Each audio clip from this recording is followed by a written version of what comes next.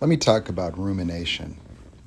Now, what you need to understand is that rumination is a self-fulfilling trauma response that's meant to alter your occurrence of reality, to blunt, you know, things that might be upsetting to you, to protect you. Why did we ruminate as children? Let me tell you why. Because it was hard. Your brain is that intelligent. Like, you have intelligence that you're unaware of because it runs in the background. It just feeds you what you need to see in order to make it. You see, there's so many emotions that get bottled up in people pleasers that they never really feel because your brain is only wanting you to feel emotions that are relevant to your childhood. And so certain feelings like sadness and things that you might have thought you were feeling were actually muted. By analyzing stuff, you go into your mind and you sort of disconnect from yourself in a way where you think that like figuring something out is going to make you safe. Like, you think that if you figure it out and you understand it, you just want to understand it. You see, it's really an interesting thing because you think that the understanding you would get from ruminating would provide you some action, but really you're just trying to settle the score of what happened. Why you're doing that is because what actually happened is something that your mind has articulated is not good. It would make you afraid, it would make you hurt, it would make you see people differently. You see, when you're in an abuse relationship with your parents as a child, if you were to actually be able to see them in the fullness of what they were in reality, the child would be scared. It's like in an adult, right? Like, let's just say an adult encounters a narcissist and they think that they met this good person. What that person would do is once that person devalued them or the mask dropped, they would leave them. Narcissists get discarded and rejected all the time. They only really have luck with people that are like people pleasers and borderlines because they have to be idealized by someone else to be able to get away with their bullshit. That we don't see the patterns because we dismiss it with cognitive dissonance. And how we do that is we've idealized them and attached to the feelings, right? And then when they do bad things, we ruminate. Why do we ruminate?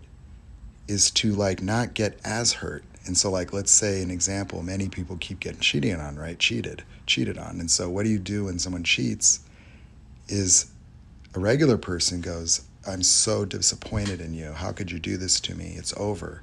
The people pleaser goes, what did I do? What did I do wrong? Why was I not good enough? And so that's rumination. You see, instead of looking at their behavior as the problem, the people pleaser will go, what did I do wrong? Like, I know I'm supposed to make you happy. I wasn't making him happy. And so the other person will, you're not meeting my needs. And you go, okay, well, I'll meet your needs. Now you'll be hurt, you'll have trust issues, and you'll try to rebuild the relationship, but you want to talk to the person to work it out. Let's work it out, or let me understand. And so the illusion is that the understanding solves the problem, when the understanding is the problem, when the ruminating is something that dissociates reality.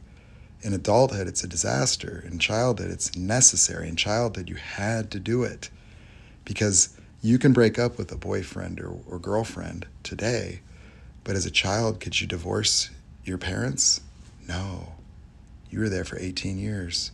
Your brain is that smart that it created layers of protective emotions to block out ones that were deemed irrelevant, like betrayal, like a level of fear that would be all permissive. Like, it's sort of like you're like seeing a lion as a kitten, right?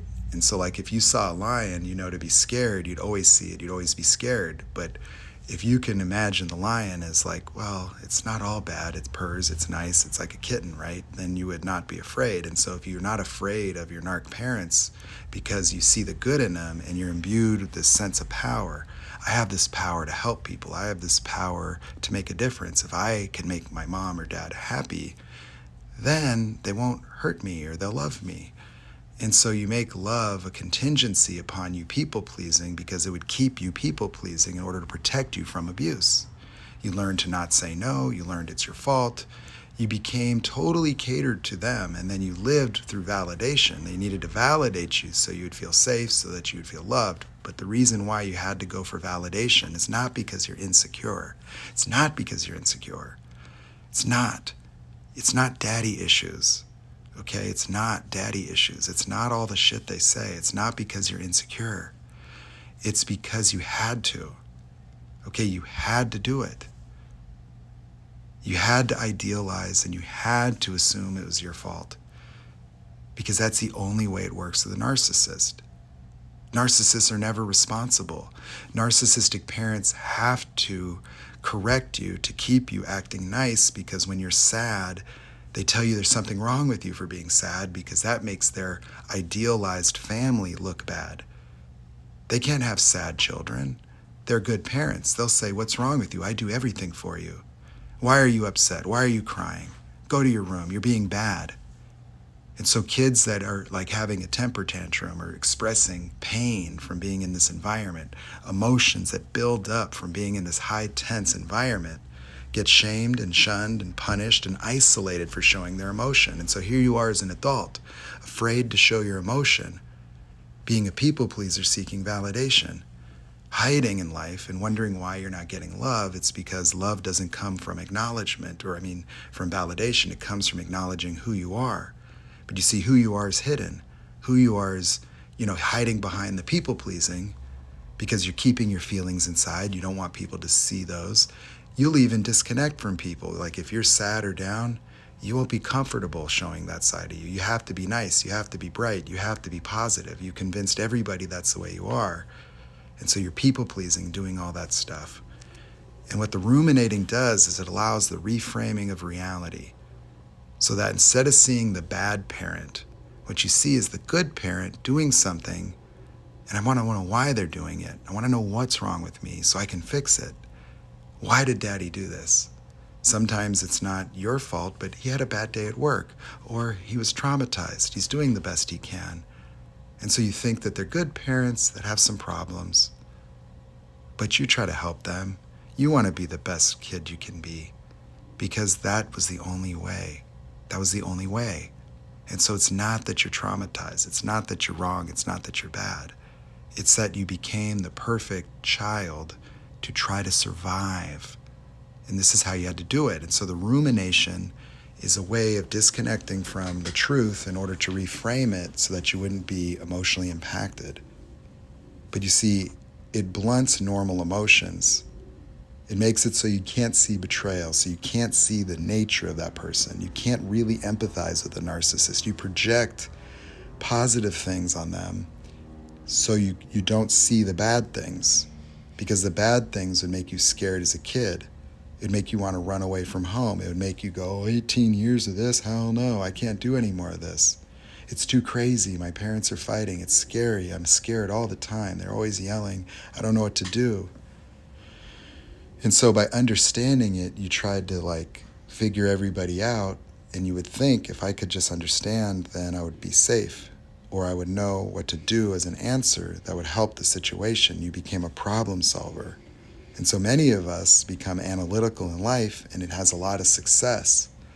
And so you might be analytical at work. It's just that those are not big triggers or little triggers, little anxiety, a little this. Your triggers are proportional.